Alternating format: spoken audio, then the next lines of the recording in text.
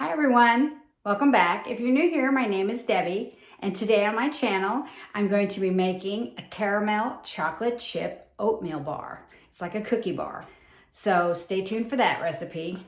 I've made them before, they're delicious. And if you are new here, I hope you hit that red subscribe button, become a part of my YouTube family. Always give me a thumbs up and hit the bell icon so you're notified of every video I upload. Let's jump right into the recipe. Okay, to start our caramel chocolate chip oatmeal bars, we're going to preheat our oven to 350. And then I have an 8x8 pan lined with parchment paper.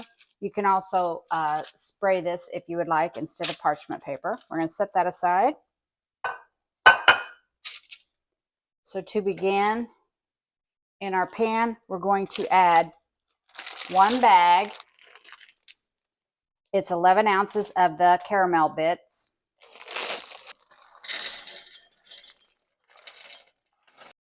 To that, we're going to add a half a cup of heavy cream.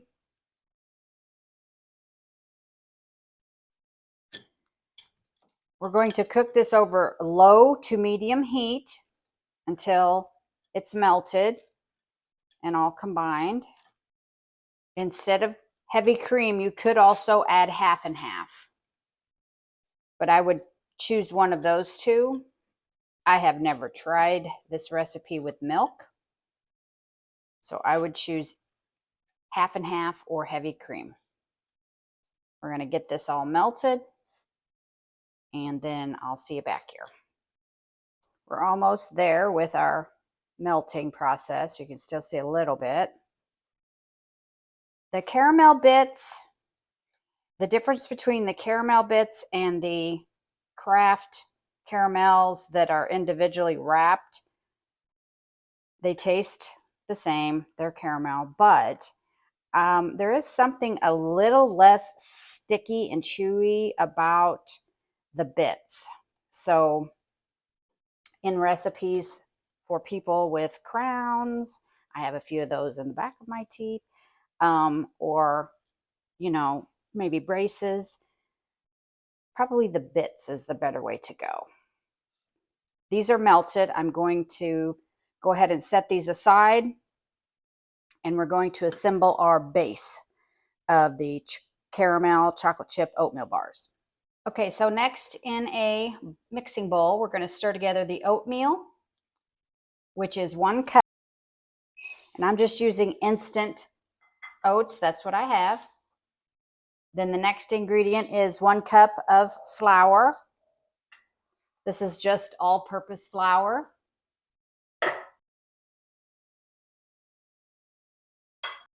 The next ingredient that goes into the bowl is 3/4 cup of brown sugar, and we're going to pack that. So I'm going to be using 3/4. The last brown sugar I bought was Domino's. They were out of C&H. I don't buy the dark, but you can see the color difference. This is C&H down here. So brown sugar has a molasses in it to make it the brown color. I particularly like my C&H. There's a half. So I'm going to try to use up this Domino's or Domino, not buy it again. So there's 3/4 cup of brown sugar. Next, we'll be doing a half a teaspoon of baking soda. And then the last thing I'm going to add is about a 1/4 teaspoon of coarse salt. I'm not going to measure it out. Maybe just that much. We're going to combine that.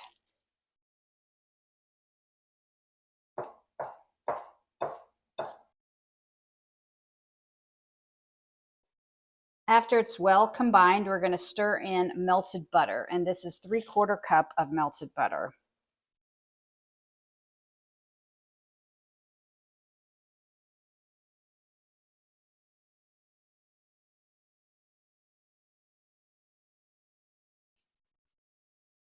Unfortunately, I'm not going to get to do a taste test on this after because I'm taking this to a friend's birthday party. So you can see it's pretty well combined. So then what we're going to do is we're going to take about 2/3 of this and we're going to place it into our baking dish. And then we're going to bake that for about 10 minutes. So I'm going to say this is about 2/3 over here. So we're going to take this, place it in our pan. And then we just press it down in the bottom. And I always wash my hands before I start cooking. Okay, there we have it. Now I'm going to pop this into the oven that is already preheated to 350 for a bake and bake it about 10 minutes. Okay, our 10 minutes is up, getting it out of the oven. The next thing we're going to do is the caramel sauce that we made. We're going to pour it all over the top.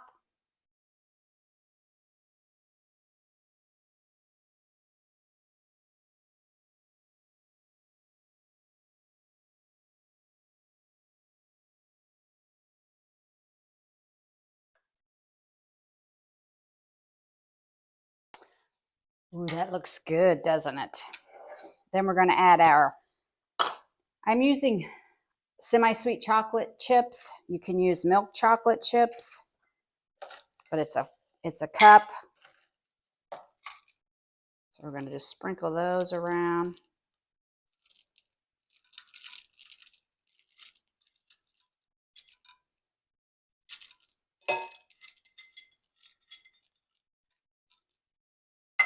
The last thing we're going to do is with the leftover oatmeal crumble crust, we're going to just place it around the top.